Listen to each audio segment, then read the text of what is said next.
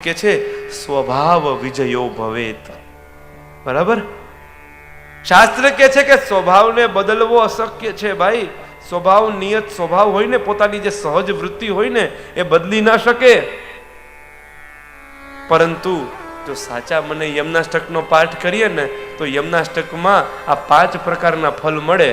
તવાષ્ટકમિદમ મુદા પઠતી સૂર સુતે સદા. શરત સાંભળી લ્યો, આ અષ્ટકનું જો સદા અને આનંદથી જે પાઠ કરશે એને શું મળશે? સમસ્ત દુરિત ક્ષયો. જે પણ દુરિત વસ્તુ છે એનો ક્ષય થઈ જશે. ભવતી વૈ મુકુંદે રતિ. જો ખોટી વસ્તુઓ નીકળશે એટલે ભગવાનમાં પ્રેમ જાગૃત થશે, રતિ જાગૃત થશે. બરાબર, સમસ્ત દુરિત ક્ષયો ભવતી વૈ મુકુંદે રતિ. ભગવાન મુકુંદમાં રતિ જાગૃત થશે. તયા સકલ સિદ્ધયો. એની બધી જ વસ્તુઓ સિદ્ધ થઈ જશે. અરે મૂર સિદ્ધ થઈ જશે પછી મુરરી પુષ્ટ સંતુષ્યતિ. ભગવાન મુરારી એનાથી સંતુષ્ટ થઈ જશે. સંતુષ્ટ થવું એટલે આપણે કોઈ વ્યક્તિથી સંતુષ્ટ ક્યારે થાય? જ્યારે આપણી ઈચ્છા અનુસાર એને કામ કર્યું હોય. જ્યારે ભગવાન આપણાથી સંતુષ્ટ થઈ જાય તો હવે કોને સંતુષ્ટ કરવાનું બાકી રહે?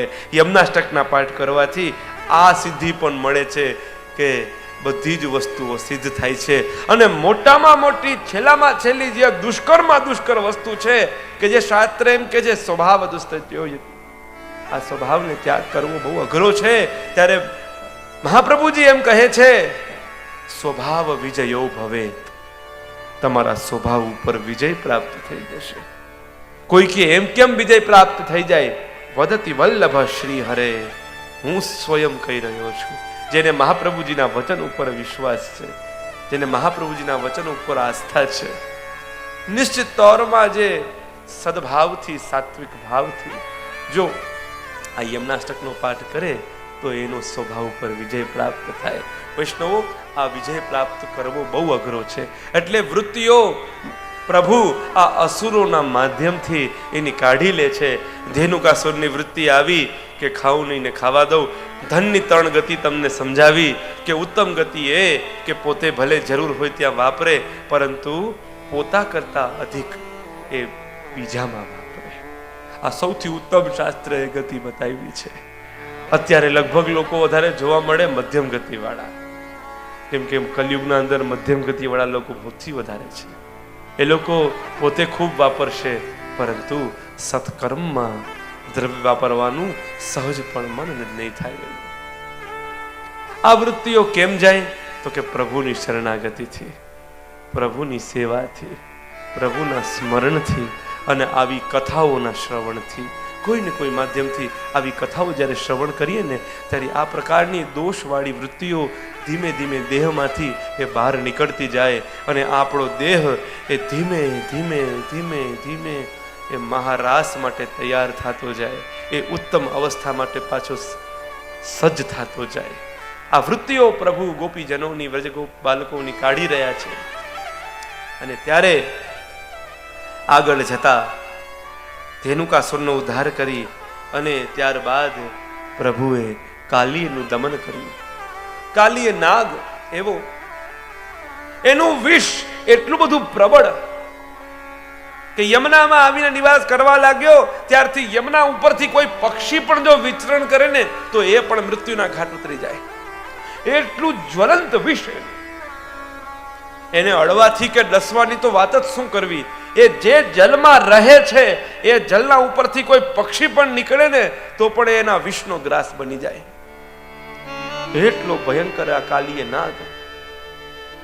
અને એ કાલીય નાગ જ્યારે યમુનામાં નિવાસ કરવા લાગ્યો ત્યારે જે જે ગાયો ગોપ બાલકો યમુનાનું પાન કરવા લાગે એ બધા બેસુધ થઈ ગયા,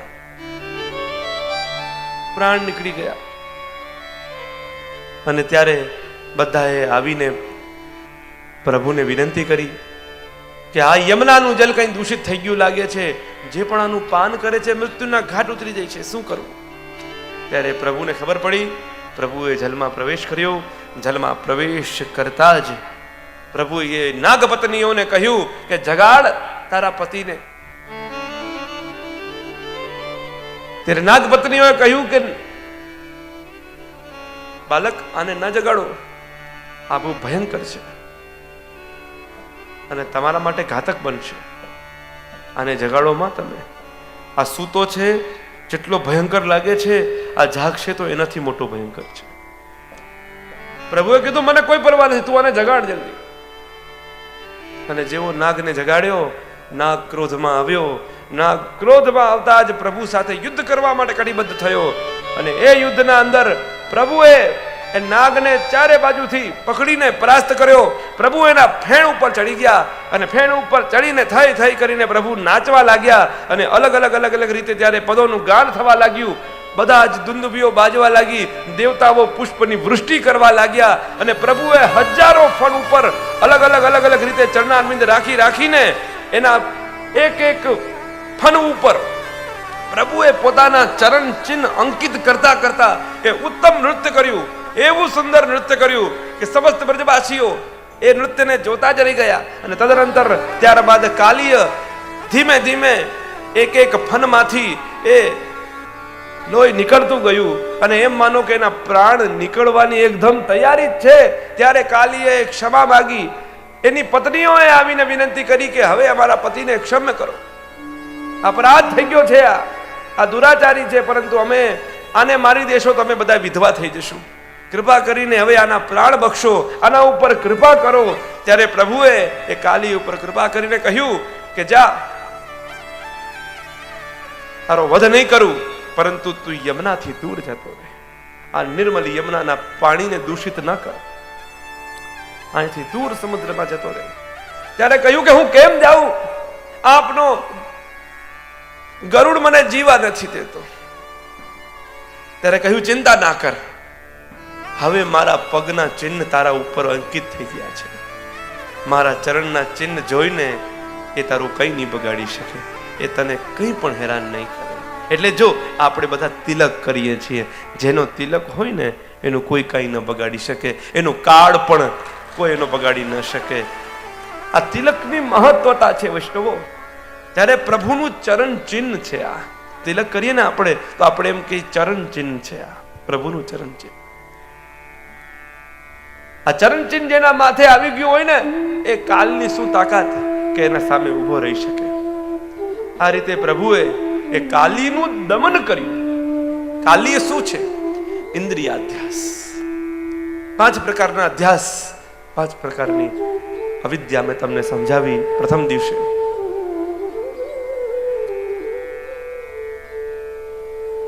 ઇન્દ્રિય એક એવી વસ્તુ છે કે જેનું દમન કરવાનું છે, એને કાઢીને ફેંકી નથી દેવાની.